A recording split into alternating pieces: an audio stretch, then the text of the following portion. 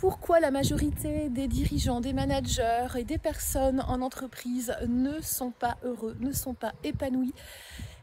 J'ai coaché beaucoup de personnes pendant plusieurs années, que ce soit des dirigeants, des managers, des équipes. Je peux vous confirmer qu'en fait, très peu de personnes sont épanouies, heureux, équilibrés. Pourquoi? Alors, ce que j'ai pu constater, c'est que la dimension humaine n'est pas prise en compte. Tous ces axes, c'est-à-dire que le corps, l'âme, l'esprit, tout ce qui est en fait qui constitue notre être, eh bien, n'est pas prise en compte. Donc les gens affichent un masque de circonstances. Ils ont des peurs refoulées, ils ont des fausses croyances. Voilà, et donc la dimension personnelle joue un rôle extrêmement important dans l'équilibre professionnel et vice-versa. Les deux sont reliés.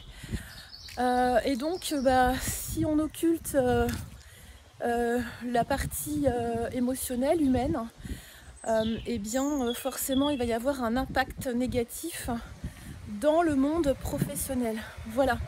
Donc, ça peut rejaillir par un mauvais management, mauvaise gestion des équipes, mauvaise cohésion. Ça peut également rejaillir sur la productivité. En fait, c'est un cercle vicieux. Donc, je vais vous donner un exemple. Un haut dirigeant, directeur général d'une entreprise que j'ai conseillé et coaché me disait: je ne comprends pas, l'un de mes membres du comité de direction m'a donné sa démission du jour au lendemain sans que je le voie venir. Bien, alors en échangeant avec lui, en essayant de comprendre sa manière de fonctionner, d'être, pas uniquement dans le domaine professionnel mais son côté aussi humain, et bien je me suis très rapidement aperçue d'où venait le problème. Donc après, faut-il encore que la personne veuille l'entendre, le reconnaître. Alors en l'occurrence, cette personne ne communiquait pas comme il fallait avec son collaborateur. Et donc il y a des manières évidemment de communiquer. Il y a également un rythme. On ne s'intéresse pas à quelqu'un de manière superficielle 5 minutes une fois tous les 6 mois. Enfin voilà, énormément de choses à connaître, à comprendre. Il ne suffit pas d'avoir de grands diplômes et de savoir diriger 1000 personnes. Il faut également avoir les compétences humaines.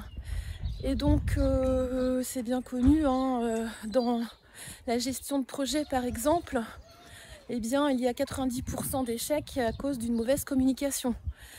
Donc, mis à part la communication, il y a également tout l'aspect intelligence émotionnelle, les soft skills. Enfin bref, il y a beaucoup de choses à voir. Voilà, cette rapide vidéo avant mon jogging du matin pour me mettre en forme. Eh bien, si vous avez des difficultés dans votre vie personnelle ou professionnelle, car encore une fois les deux sont liés, eh bien j'accompagne, je guide, je conseille et je coach les personnes de 30 à 60 ans dans leur équilibre de vie personnel et professionnel. N'hésitez pas à me contacter, j'offre un rendez-vous découverte. À bientôt!